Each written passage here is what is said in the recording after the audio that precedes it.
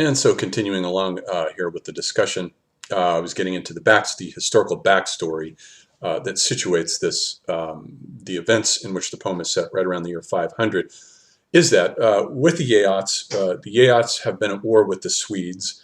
The Swedes have, under King Ongentheow, has attacked them. At one point he has attacked them. They attack back. They end up capturing Ongentheow's queen and bringing her back, and then Ongentheow has to go get her back.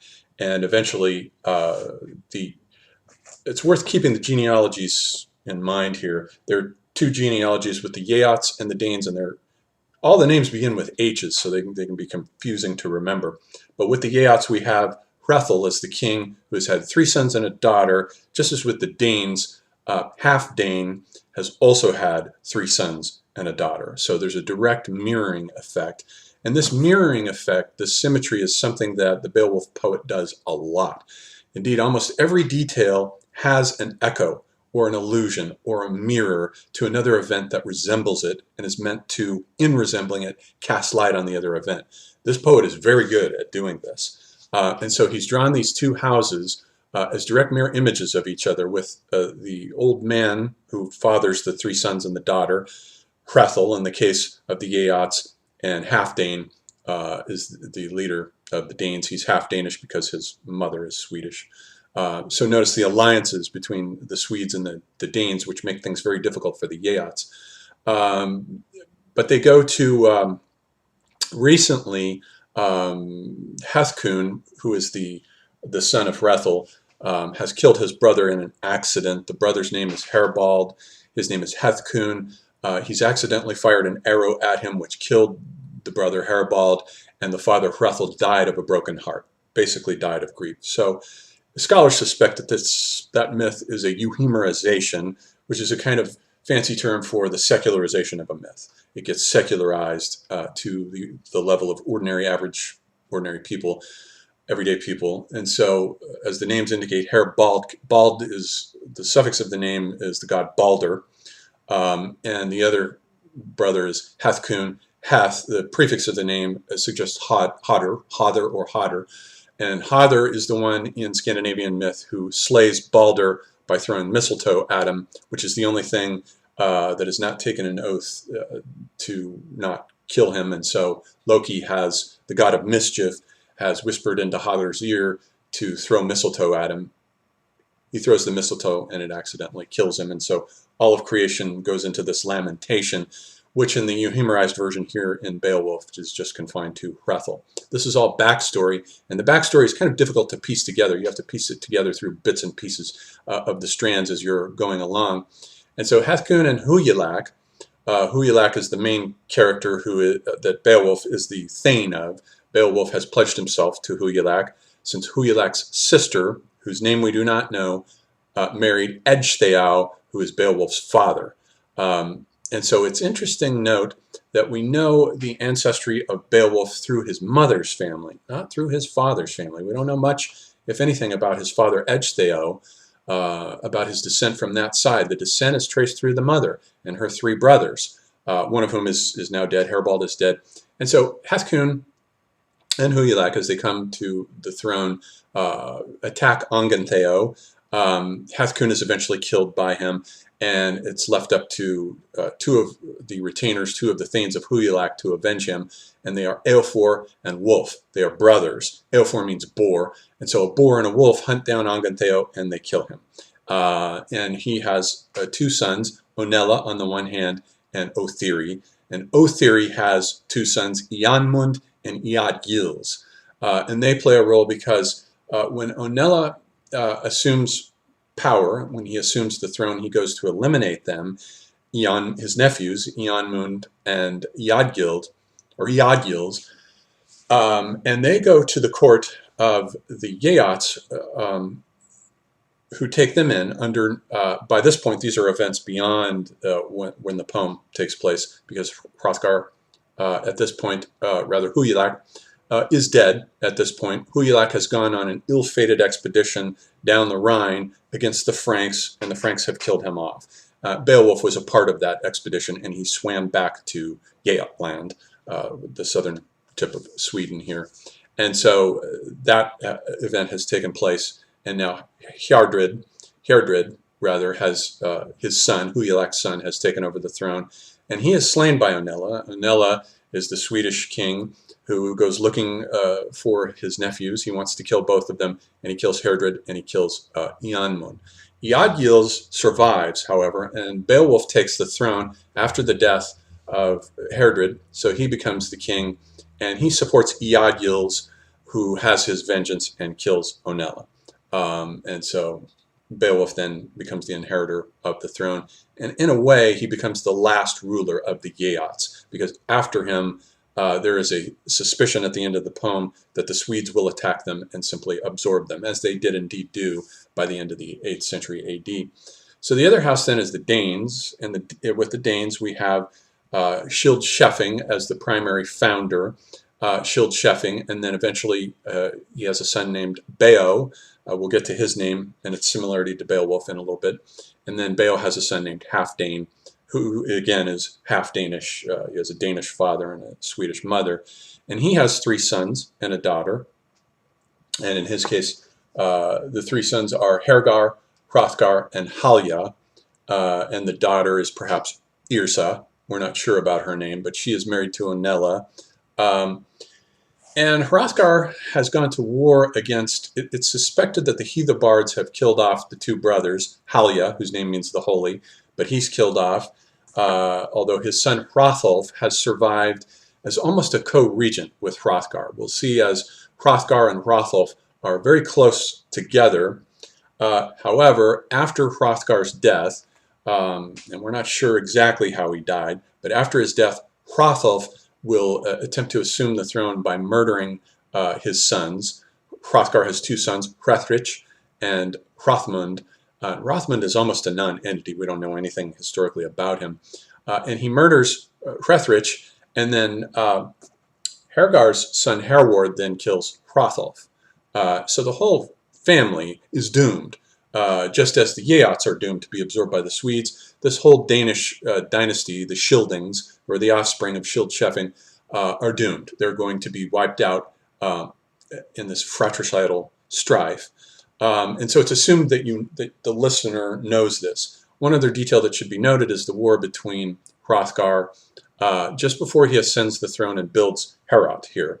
He has just gotten out of a war with the Heathobards, and the Heathobards and the Danes have been at war over a piece of property on Zealand, most likely Leary, which was sacred ground.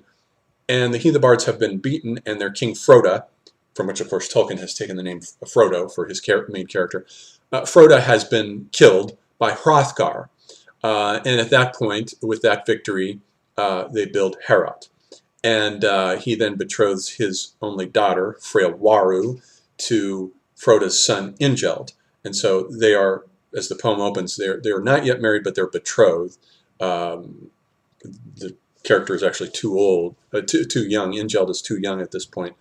Time has to go by for him to be old enough to avenge his father's murder, which he then attempts to do after the events of the poem here. Again, years later, he attempts to, Ingeld marches on Heorot and burns it down, burns it to the ground. And it's not clear whether Hrothgar is killed in that conflict or not. It seems like he survives it, that he and Hrothulf together successfully beat him, and then Hrothgar is killed later. We're not sure how, but after he's killed, that's when the fratricidal strife begins to start. So Heorot is doomed from the moment that it's created, and then so is this whole royal house. It's also doomed. So this is the kind of the historical backdrop with the Geats and the Danes, and the fact that the 2 are at odds with each other in a certain respect because of the Danish relationship with the Swedes, which is a good one, but a bad one between the Danes and the Geats.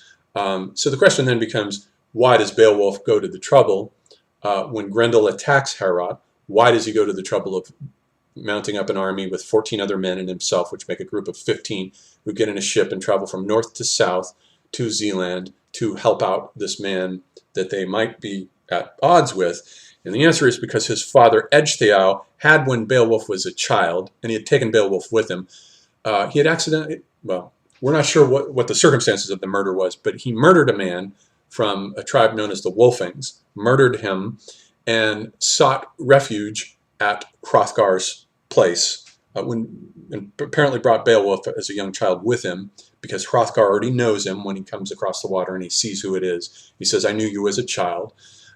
So his father had gone there for refuge, and Hrothgar had paid the weregild. Weregild is what you pay. If you don't avenge a murder with another murder, then you can bribe the person by paying them off, blood money basically, for the murder. And Hrothgar has paid Ecgtheow's debt to the Wolfings, and Ecgtheow has then sworn an oath of fealty to Hrothgar. And Beowulf has come to pay that debt. Plus, I think he probably also realizes the opportunity is politically sagacious to come across and go to this trouble to form a better alliance, or a good alliance with the Danes that they will need against the Swedes. So it makes things more politically complicated for him to do this. So that's the motivation for him to come across the water and do this. And that is the backstory for Beowulf.